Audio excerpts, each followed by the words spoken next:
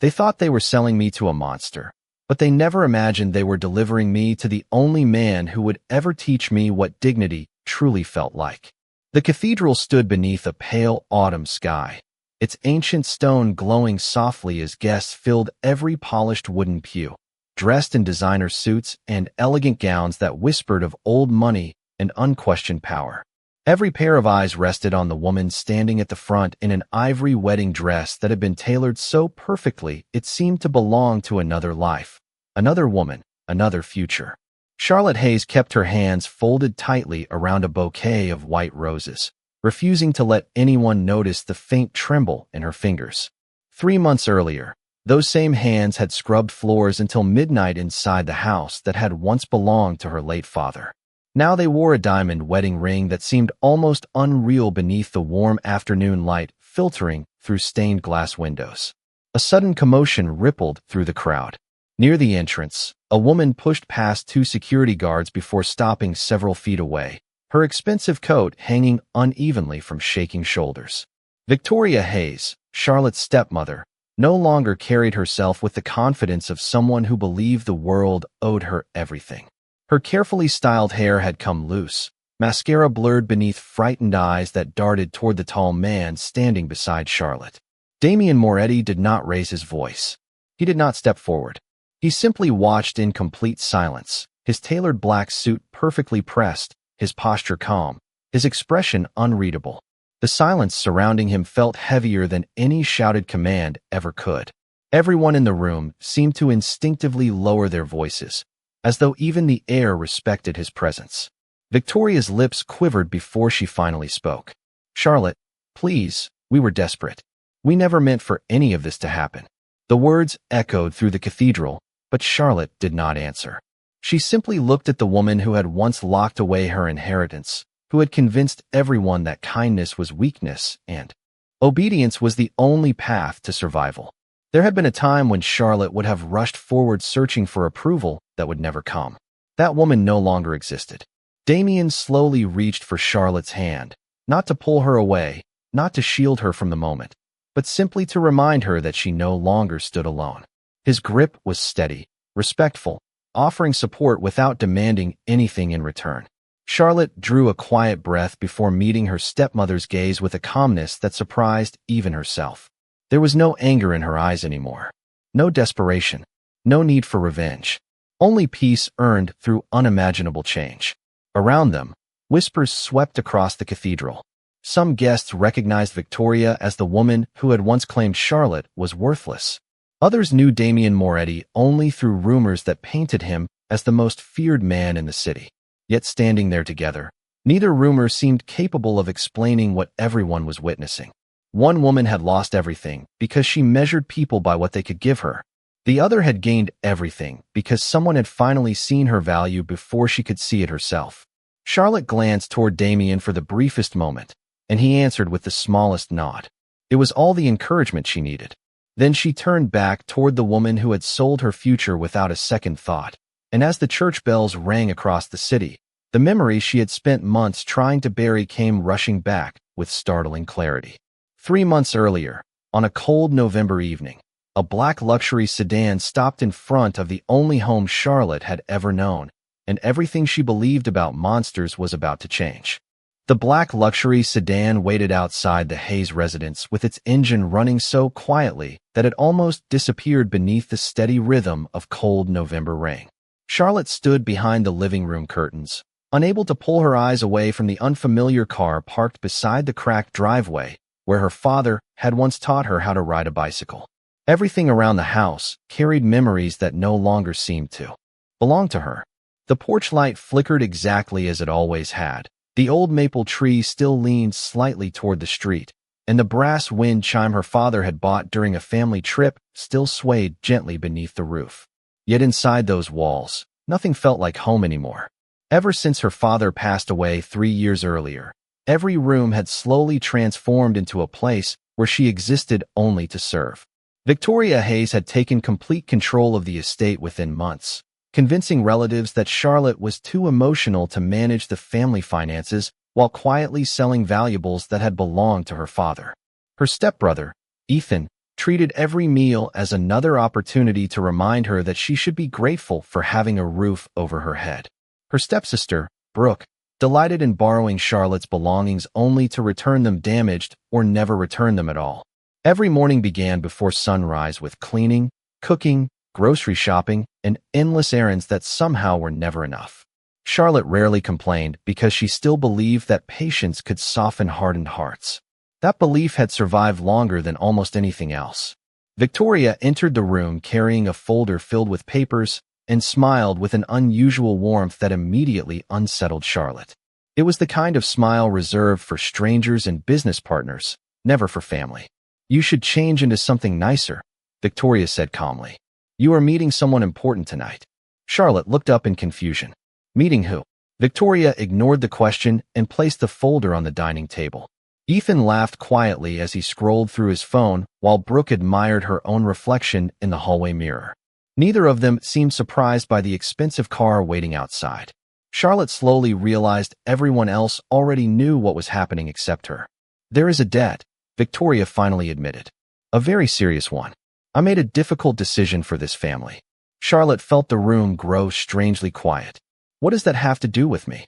Victoria folded her hands together as though rehearsing words that sounded kinder than the truth. "The agreement has already been signed." Charlotte stared at the papers lying on the table, her own name printed across the top page beside signatures she had never seen before. Her heart pounded, not because she understood every legal detail, but because she recognized the expression on Victoria's face. It was relief, not guilt. Relief. The front door opened before Charlotte could speak again. Two men wearing dark tailored coats stepped inside with calm professionalism. Neither rushed anyone. Neither appeared threatening. One simply offered a respectful nod before saying, "Miss Hayes, the car is ready whenever you are." Charlotte searched every familiar face in the room, hoping someone would explain that this had all been some terrible misunderstanding. No one moved. No one protested. The only sound came from the soft ticking of the antique grandfather clock that had belonged to her father, measuring the final seconds of the life she thought she still had. With trembling hands, Charlotte reached for her winter coat, whispered a quiet goodbye to the only home she had ever loved, and stepped into the cold evening without realizing she was about to cross the invisible line between the world that had abandoned her and the one that would unexpectedly teach her what respect truly meant. The city lights blurred into long ribbons of gold and white beyond the rain-covered windows as the sedan glided silently through streets Charlotte had crossed countless times without ever noticing how different they looked after dark. No one inside the vehicle spoke. The driver remained focused on the road while the man seated beside him occasionally answered quiet phone calls with short, respectful replies that revealed nothing. Charlotte sat alone in the back seat, her coat wrapped tightly around herself as if it could somehow protect her from the uncertainty waiting ahead. She had imagined countless terrible possibilities during the drive, yet none of them seemed as frightening as the silence. Every rumor she had ever heard about Damien Moretti returned one after another. Newspapers described him as untouchable. Business magazines referred to him only as an influential entrepreneur. Online gossip painted him as the invisible force behind powerful corporations and impossible negotiations. Every version of the story agreed on only one thing. People did not cross Damien Moretti twice. Nearly 40 minutes later, the sedan slowed before a pair of towering wrought iron gates. They opened without hesitation, revealing a long stone driveway lined with perfectly trimmed maple trees wrapped in soft golden lights. At the end stood a mansion unlike anything Charlotte had ever seen outside magazines. The limestone walls glowed beneath elegant lanterns. Floor-to-ceiling windows reflected the rain like polished mirrors. A fountain rested in the center of a circular courtyard where water continued flowing despite the cold November evening. The entire estate felt less like the home of a monster and more like a place where every detail had been carefully designed to create peace. The sedan stopped beneath a covered entrance where several employees waited in neat uniforms. None of them appeared frightened. None rushed nervously. Instead, each person greeted the arriving guests with quiet professionalism that reminded Charlotte of a luxury hotel rather than the fortress she had expected. An older woman stepped forward with a warm smile that immediately softened the atmosphere. "Welcome, Miss Hayes. My name is Eleanor. I oversee the household staff. We have prepared a room for you. Charlotte blinked in confusion. My room? Eleanor nodded gently. Yes. If you would like, dinner will be served whenever you feel comfortable. Charlotte searched the woman's face for hidden sarcasm, but found only kindness. I think there has been a mistake, she whispered. I was told I was brought here because of an agreement. Eleanor's expression remained calm. Mr. Moretti will explain everything personally. Until then, you are our guest. Guest. The word sounded almost impossible to believe. She followed Eleanor through marble hallways warmed by soft lighting, elegant paintings, and fresh flowers arranged with careful attention.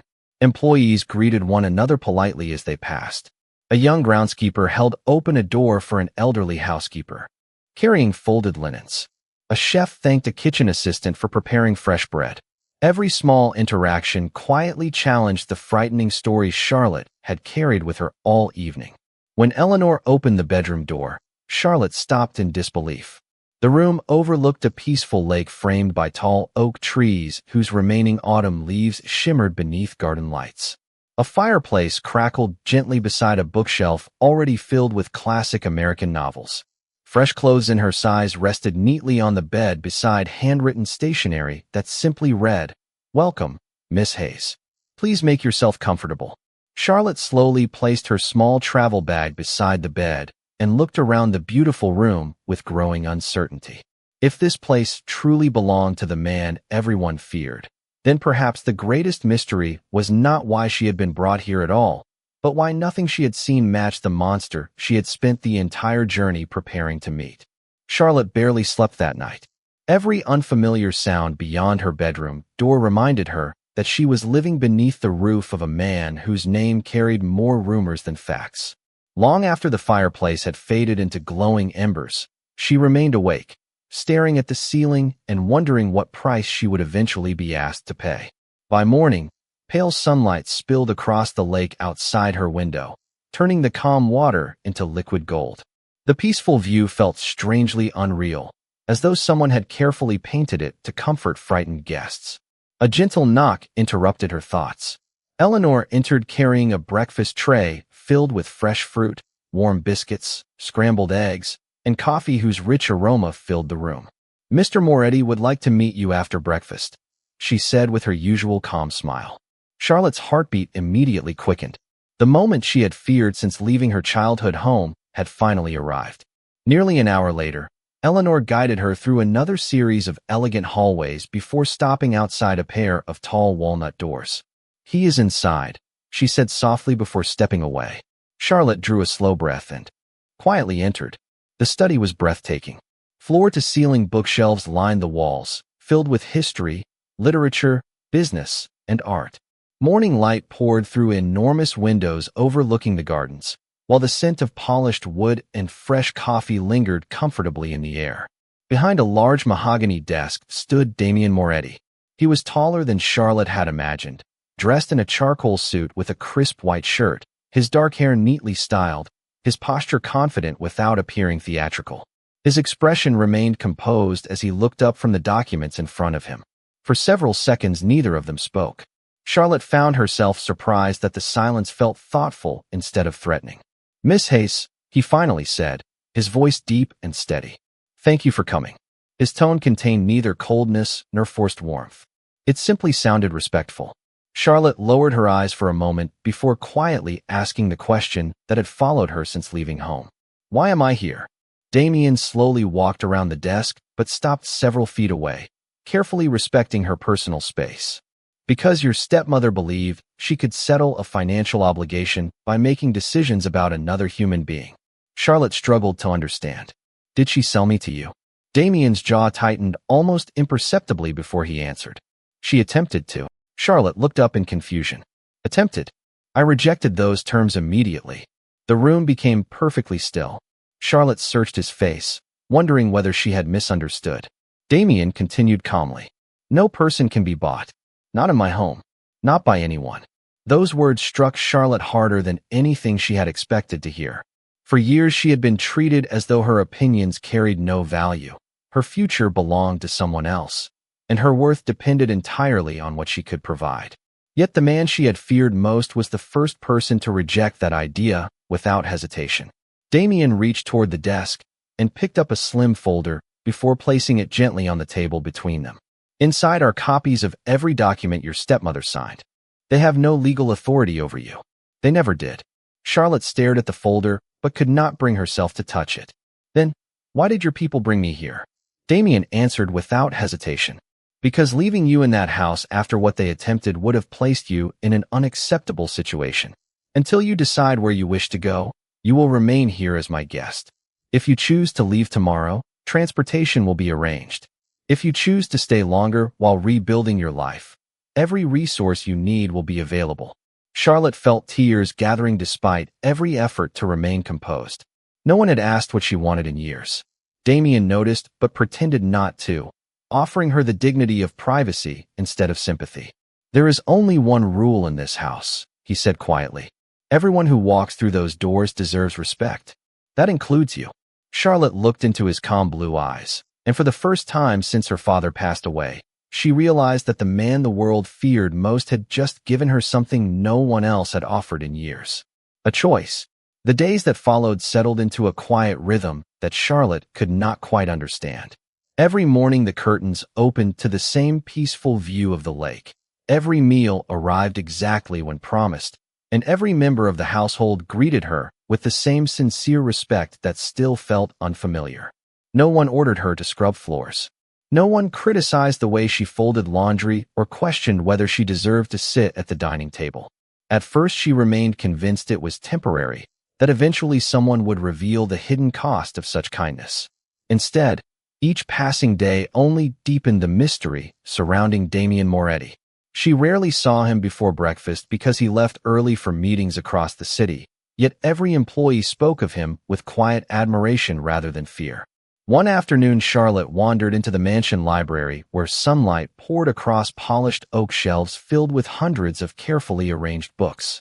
She expected the room to be empty until she noticed Damien sitting near the fireplace with reading, glasses resting lightly on the bridge of his nose as he reviewed several reports. The image felt strangely ordinary. It was difficult to reconcile the composed man turning pages with the intimidating figure described in countless rumors. He looked up as she entered and immediately closed the folder in front of him. Please, he said with a small gesture toward the shelves. Do not let me interrupt your afternoon. Charlotte hesitated before selecting a novel her father had once loved. She settled into a chair across the room, expecting silence to become uncomfortable. Instead, it became peaceful. Neither of them spoke for nearly an hour. The only sounds were the crackling fireplace, the turning of pages, and rain tapping gently against tall windows. Somehow that simple afternoon felt safer than any day she had spent in the house where she had grown up.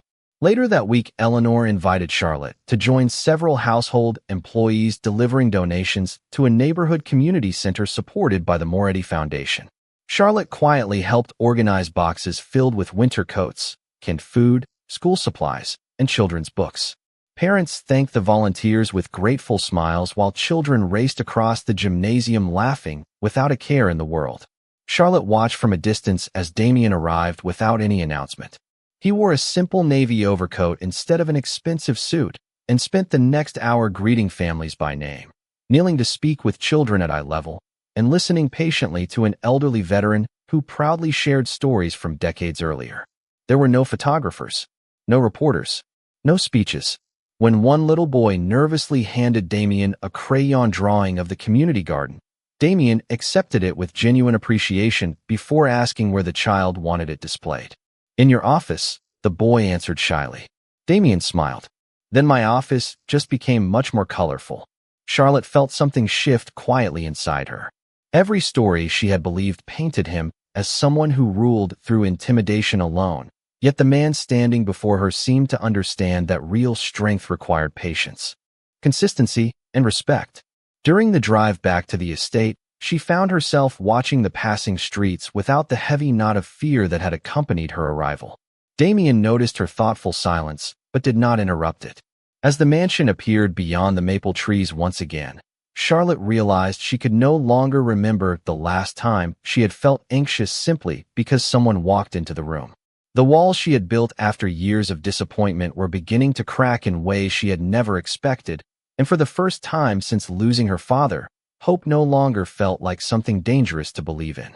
Winter slowly surrendered to the first signs of spring, and with every passing week Charlotte found herself becoming less like a frightened guest and more like someone discovering a life she had never believed was possible. She no longer counted the hours until another disappointment arrived, because disappointment never came. Instead, each day introduced another quiet surprise. Damien always remembered the smallest details. When he noticed her lingering in front of a greenhouse during one of their walks across the estate, gardeners appeared the following morning with trays of wildflower seedlings, because he had learned from Eleanor that Charlotte's father had loved planting flowers every April. When she casually mentioned missing homemade apple pie, the kitchen staff smiled and served one at Sunday dinner, explaining that the recipe had been taken from an old family cookbook Damien insisted they preserve. None of these gestures were announced with grand speeches or dramatic promises. They simply appeared as though kindness had become another routine inside the Moretti household. One rainy afternoon, Charlotte wandered into the music room after hearing a familiar melody drifting through the hallway. She stopped at the doorway in surprise. Damien sat alone at a polished grand piano, his jacket folded neatly across a nearby chair, his sleeves rolled to his forearms as gentle notes filled the quiet mansion. He noticed her reflection in the polished lid before the final chord faded. "I did not realize anyone was listening," he said. With a faint smile, Charlotte stepped inside carefully. "My father used to play that song every Sunday morning." Damien looked down at the piano keys for a brief moment before replying. "Mine did too." It was the first time he had spoken about his own family. There was no elaborate story, only those few words carrying memories that neither of them needed to explain. Charlotte crossed the room and stood beside the piano. "I thought people like you were always busy negotiating business deals." Damien laughed softly, surprising both of them. "I am. That is exactly why I protect time for the things that remind me I am still human." The honesty in his answer lingered long after the conversation ended. From that day forward, they shared more quiet moments together. Sometimes they read in the library without speaking. Sometimes they walked through the gardens while discussing favorite books, childhood memories, or places they hoped to visit someday. Charlotte gradually noticed that Damien listened far more than he spoke. When she described how her father had encouraged her dream of studying architecture before everything changed, Damien never interrupted. A week later, he quietly placed several university catalogs on the breakfast table with a handwritten note that simply read, "Dreams postponed are not dreams abandoned." Charlotte held the note for several minutes before looking toward the window where Damien was already leaving for another meeting. He never waited to be thanked. He simply believed the opportunity should exist. That evening, Charlotte found herself smiling without realizing it, as she arranged fresh flowers in a crystal vase overlooking the lake. Eleanor watched from across the room before saying gently, "You laugh more often now." Charlotte paused, surprised by the observation. She had spent so many years surviving one difficult day after another that happiness had once seemed almost irresponsible. Now it arrived quietly through ordinary moments she had never expected to treasure. As the sun disappeared behind the trees, painting the water with shades of amber and gold, Charlotte finally admitted something to herself that she had been too afraid to acknowledge. She was no longer trying to escape the estate. Somewhere between shared silences, unexpected kindness, and the freedom to choose her own future, her heart had begun seeing Damien Moretti not as the man everyone feared, but as the man who had given her back the parts of herself she thought had been lost forever. By the time spring settled across the Moretti estate, Charlotte had almost forgotten what it felt like to wake with fear already waiting for her. The gardens bloomed with rows of white lilies and colorful wildflowers, many of them planted by her own hands, and every quiet morning seemed to remind her that healing was rarely dramatic. It arrived one ordinary day after another until the pain no longer recognized itself. She had begun helping Eleanor organize charitable events, reviewing scholarship applications through the Moretti Foundation, and even meeting with an admissions counselor about returning to school. For the first time since her father's death, the future felt larger than the past. That peaceful rhythm changed on a bright Tuesday afternoon when one of the estate's security officers quietly approached Damien as he stood near the greenhouse, discussing renovation plans with the gardeners. The officer spoke softly enough that Charlotte could not hear the words, but she noticed Damien's expression grow more thoughtful than concerned. He thanked the officer with a simple nod before walking toward her at an unhurried pace. "There are visitors at the front gate," he said calmly. Charlotte smiled politely until she saw the look in his eyes. "Who is it?" she asked. Damien answered without hesitation. "Victoria Hayes, Ethan Hayes, and Brooke Hayes." Every color drained from Charlotte's face. For a brief moment, she was no longer standing beneath warm spring sunlight. She was back inside the old house, listening to doors slam and cruel words echo through familiar hallways. Damien noticed the change immediately. "You do not have to see them," he said quietly. "You owe them nothing." Charlotte looked toward the distant entrance where 3 expensive vehicles waited beyond the gates. "Why are they here now?" Damien handed her a tablet, displaying the day's financial headlines. Across the business section appeared a photograph of both of them attending a charity gala the previous weekend. The article described Charlotte as an important partner in expanding the Moretti Foundation's educational programs. Her name, once ignored by everyone who claimed to be family, now appeared beside one of the most respected figures in the city. Charlotte understood immediately. They had not come because they missed her. They had come because they believed she had become valuable. "What did they say?" she asked. Damien folded his hands behind his back. "Your stepmother requested a private family conversation. She claimed there were unfortunate misunderstandings that deserved forgiveness." Charlotte almost laughed, although the sound caught somewhere between disbelief and sadness. Unfortunate misunderstandings. That was how Victoria now described years of humiliation, manipulation, and betrayal. Damien remained silent, allowing Charlotte the space to think without influencing her decision. After several moments, she looked up at him. "What would you do?" Damien answered carefully. "This is not my decision. If you wish to meet them, I will make sure you are treated with respect. If you choose not to, they will leave without another word. Whatever happens next should be your choice, not mine." Those words settled deeply within her heart because they reflected everything he had done since the day she arrived. He had never controlled her future. He had simply returned it to her. Charlotte took a slow breath before lifting her shoulders with quiet confidence. The frightened young woman who had stepped into a black sedan months earlier would have hidden from this moment. The woman standing beside Damien Moretti now realized that facing the past no longer meant surrendering to it. She looked toward the gates one final time before calmly saying, "Please invite them inside. This conversation is long overdue." The afternoon sun filtered through the tall windows of the Moretti estate, casting long ribbons of golden light across the polished marble floor as Charlotte walked into the grand sitting room with calm, measured steps. She no longer lowered her eyes the way she once had. She no longer apologized for taking up space. Eleanor quietly closed the doors behind her, leaving only Damien standing several feet away near the fireplace, his presence silent and steady, never attempting to lead the moment that belonged entirely to Charlotte.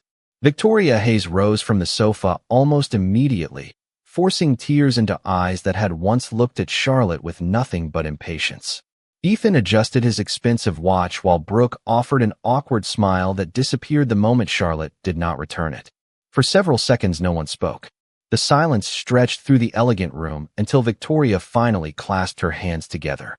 "Charlotte, we have made mistakes," she began softly. "Families go through difficult seasons.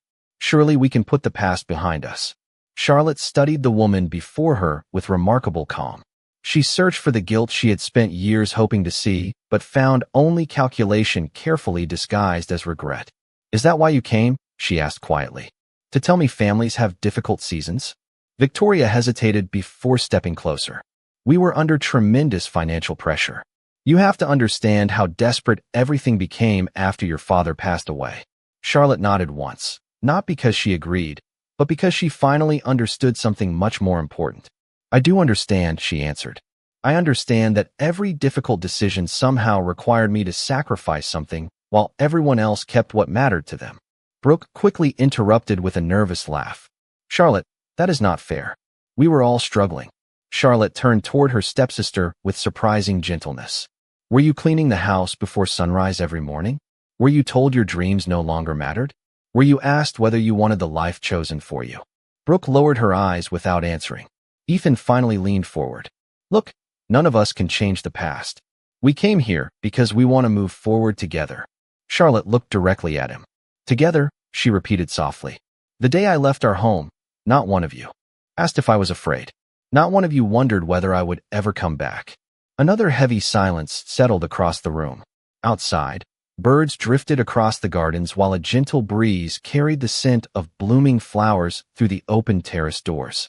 The peaceful afternoon stood in sharp contrast to the uncomfortable truth filling the room. Victoria's voice became more urgent. We heard wonderful things about your work with the foundation. We are proud of everything you have accomplished. Charlotte almost smiled, but sadness reached her eyes before happiness could. You were never interested in what I could become, she said. You were only interested in what you could take. Victoria's expression faltered completely. Charlotte slowly stepped back until she stood beside Damien. He remained silent exactly as he had promised, allowing her voice to carry the entire conversation. She glanced toward him for only a second before turning back to the people who had once controlled every part of her life. I forgive you, she said with complete sincerity. Not because you earned it, but because I refuse to carry your choices for the rest of my life. But forgiveness is not the same as giving you another opportunity to hurt me. Her words landed with quiet finality.